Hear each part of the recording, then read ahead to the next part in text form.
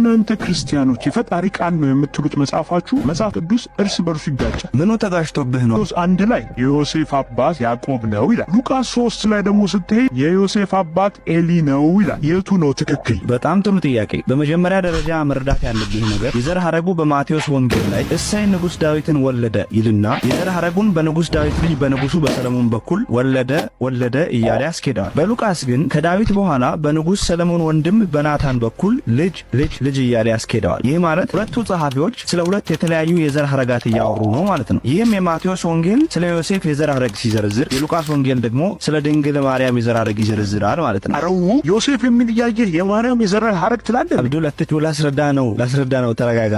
ለዚህ ጥያቄ ሁለት አይነት አመላለሶች አሉ። በመጀመሪያ ዮሴፍ የኤሊ ልጅ በሚለው አነጋገር ውስጥ ልጅ በብዙ ይተረጎማል። ለምሳሌ የአብራክ ክፋይ፣ የማደጎ ልጅ፣ የጋብቻ ልጅ ወይም ደግሞ በእንግሊዝኛው ሳን-ኢን-ሎ ተብሎ ይከፋፈላል። የሉቃስ ዘገባ የማርያምን ዘር ጠቅሶ ዮሴፍ የተጠራበት ምክንያት በአይሁዳውያን አውድ አንድ ወንድ አንዲትን ሴት ካጨ ወይም ካገባ የልጅቷ አባት ወንድ ልጆች ባይኖሩት እጮኛዋ ወይም ባሏ የአባቷ ህጋዊ ወራሽ ወይም ህጋዊ ልጅ ይሆናል። ይህንንም በዘኍልቍ ምዕራፍ 36 ከቁጥር 1 እስከ 12 መመልከት ትችላል። በታሪክ ደግሞ ማርያም ወንድሞች እንዳልነበሯት ስለሚታመን እጮኛዋ የነበረው ዮሴፍ የአባቷ ህጋዊ ልጅ ተደርጎ ይወሰዳል ማለት ነው። በዚህም ምክንያት የኤሊ ልጅ ተብሎ ይጠራል። ሁለተኛው አመላለስ ደግሞ ሁለቱም የዘር ሐረጎች ዮሴፍ እንደሆኑ ይታመናል። ይህም የሆነበት መንገድ የዮሴፍ አባቶች ተብሎ የተጠሩ ያዕቆብና ኤሊ በእናት የሚገናኙ ወንድማማቾች ነበሩ። ኤሊ ልጅ ሳይወልድ ሞተ። ዘዳግም ምዕራፍ 25 ከቁጥር 5 እስከ 6 መሰረት አንድ ወንድ አግብቶ ልጅ ሳይወልድ ቢሞት ርስቱና ስሙን እንዳይጠፋ ሚስቱን ወንድሙ ይወስዳትና ልጅ ወልዶ ልጁ በሟች ወንድሙ ስም ይጠራል። በዚህ ህግ መሰረት ኤሊ ልጅ ሳይወልድ ስለሞተ በእናት ወንድሙ የሆነው ያዕቆብ ሚስቱን አግብቶ ዮሴፍን ወለደ። ይህ ማለት የልጁ ወላጅ አባት ያዕቆብ ሲሆን ህጋዊ አባቱ ግን ኤሊ ነው ማለት ነው። ለዚህም ነው ማቴዎስ ያዕቆብ ዮሴፍን ወለደ ሲለው ሉቃስ ግን ዮሴፍ የኤሊ